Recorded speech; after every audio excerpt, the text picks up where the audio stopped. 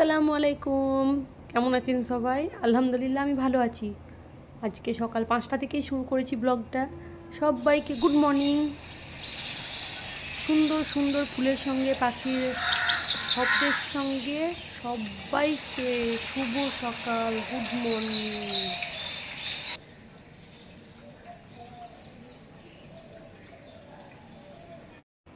সকালে ঘুম থেকে উঠে কিছু কাজ করে মানে ঝাঁটা দিয়ে আমি কিছু কাপড় ছিল ছেলে মেয়ের আমার, সেগুলো আমি ভিজিয়ে দিলাম আমাদের অ্যাম্বয়ে সেইটে।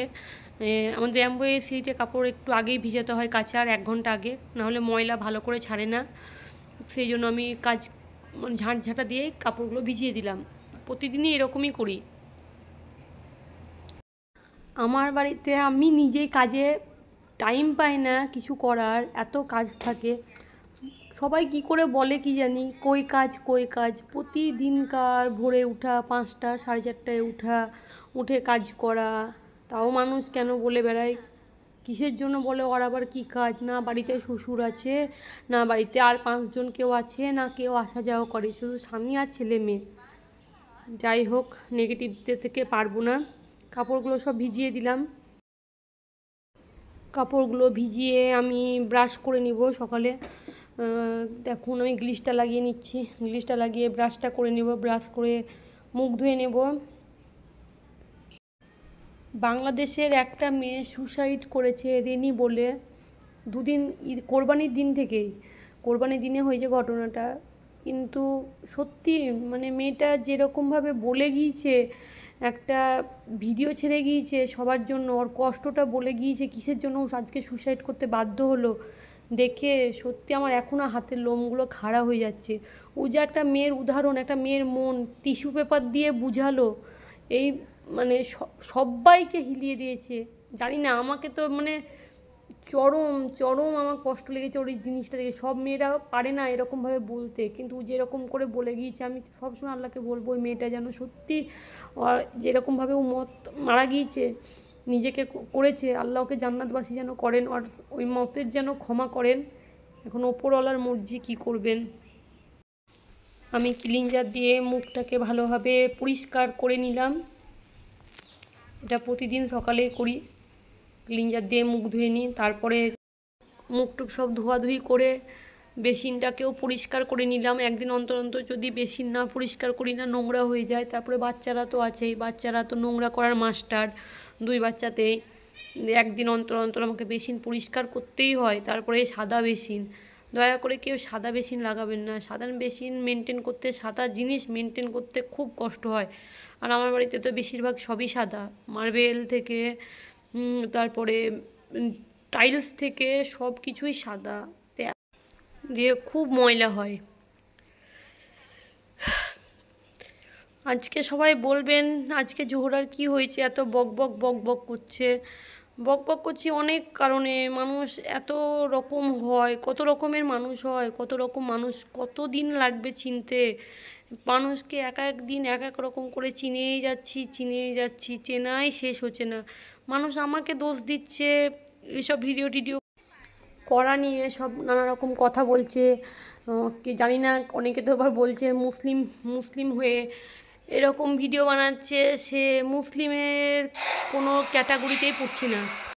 মুসলিমের মেয়ে হয়ে ভিডিও করলে আমি নাকি মুসলিম হচ্ছি না, ঠিক আছে, কিন্তু যারা নামাজি মানুষ যারা থাকছে, অনেক রকম দেখছি, হজ করা আছে, উমরাও হজ, এরকম বড় হজ, মসজিদ যাচ্ছে 5 ওয়াক্ত নামাজ পড়তে, বাড়িতে নামাজ পড়ছে, সারা রাত জেগে নামাজ পড়ছে, তাহাজ্জুদ পড়ছে, সব করছে, মুখে দাড়ি রেখে দিয়েছে, উঠতে বসতে হাতে তসবি নিয়ে বেড়াচ্ছে, কাউকে দেখছি তো নামাজ শিক্ষা বই হাতে নিয়ে বেড়াচ্ছে, সব কিছু করছে। তারা যে পিঠ পিছনে চুগলি করছে, তাহলে ওটা কি ভালো? চুগলি করাটা কি ভালো? হ্যাঁ, পিঠ পিছনে চুগলি করা, এক জায়গা থেকে কার কোনখানে কি হলো, কে কাঁদছে, কে কি করছে, সেগুলো দেখে বেড়াচ্ছে, তাহলে ওগুলো খুব ভালো? আমি তো মনে করি ওগুলো থেকে ভিডিও করাটাতে বেশি ভালো, সেগুলো থেকে ভিডিও করাগুলো বেশি ভালো। এখানে কেউ আমাকে বলতে পারবে আমার কোনো একটা ভিডিও খারাপ করি আমি? হ্যাঁ, আজকে অনেকে বলছে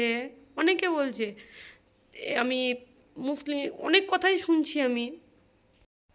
আবার কেউ কেউ বলে বাড়ির বউদের ভিডিও করার পারমিশন নাই, মেয়েরা করতে পারে বউরা করতে পারে না। কেন?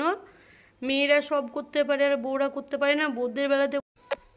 বউদের বেলাতে যত বাধা বিপত্তি, বউ মানে বাড়ির কাজ করা, বাচ্চা কাচ্চা দেখা, বাস এইটুকুই। আর বউদের কোনো স্বাধীনতা নেই? মেয়েদের বেলাতে সব স্বাধীনতা আছে?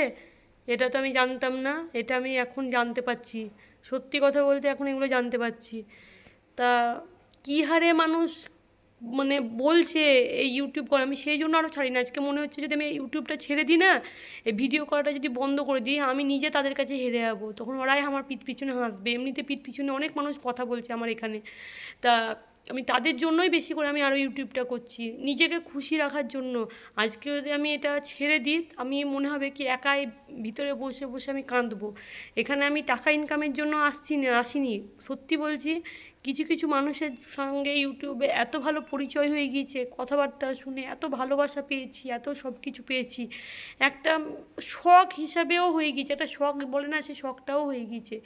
আমি মনে করি ওর সাথে কথা বলার থেকে বসে বসে ঘরে বসে নিজের মতো নিজেকে নিয়ে থাকা, বাচ্চা কাচ্চাকে নিয়ে কী করলাম সেটা একটা 10 মিনিটের, এটাই আমার কাছে খুব ভালো লাগে। সত্যি আমাকে অনেক ভালো লাগে।